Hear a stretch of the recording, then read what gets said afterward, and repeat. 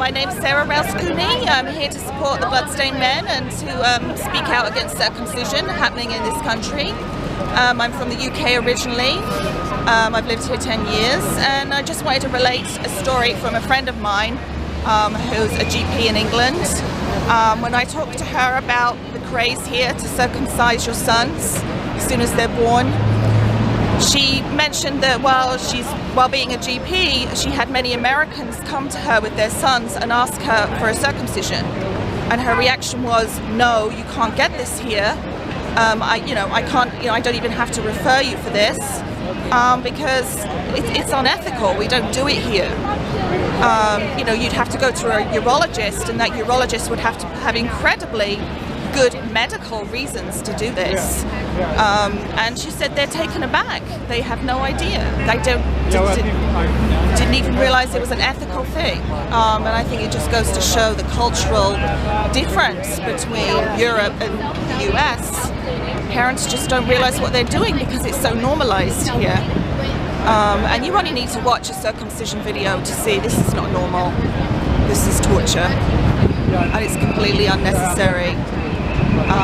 Medically and ethically, you just can't support this. And you've got your son with you here today in Times Square? Yeah, I have my son here. He's intact, of course. And how old is he? He's 3. 3. And I have a 6-year-old too, and he's also intact. But interestingly, actually, when we were in the hospital with when I was giving birth with my 6-year-old, we were very upfront saying, he's not going to be circumcised.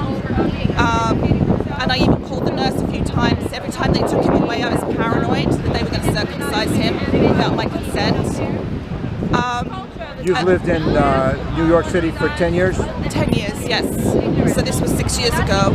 Anyway, my husband went and asked the nurses, "Oh, when can my wife be discharged?" And they said, "Oh, just after your son is circumcised." Oh boy. And he said, "He's not being circumcised. Take that out of his schedule. He's not scheduled for any circumcision." And the nurse said, "Oh, only the doctor can take him out of the circumcision schedule." And my husband said, "Well, I'm telling you, I'm his dad, I'm his father, take that out right now." And then the nurse's reaction then was, "Oh, well, we won't do it unless you sign the consent form." But they still scheduled him for the surgery. Do you want to say what hospital it was? This was New York Methodist in Park Slope. And is your husband American or UK? He's American. He's circumcised, of course. And he's very against this. And he has been from the day I met him. He knew that there was something not right about this. And he's hoping to come down here today. He's at work. He's hoping to be able to get down here. But he's actually taken an active role in writing. We're Catholic. He's written to the bishop, and he's actually got a letter from the bishop who's assured him he's going to look into this because it is against the Catechism of the Catholic Church. And my husband was actually circumcised in a Catholic hospital in Long Island, Mercy Medical Center in Long Island. And he's asked the bishop to basically stop this happening in Catholic hospitals.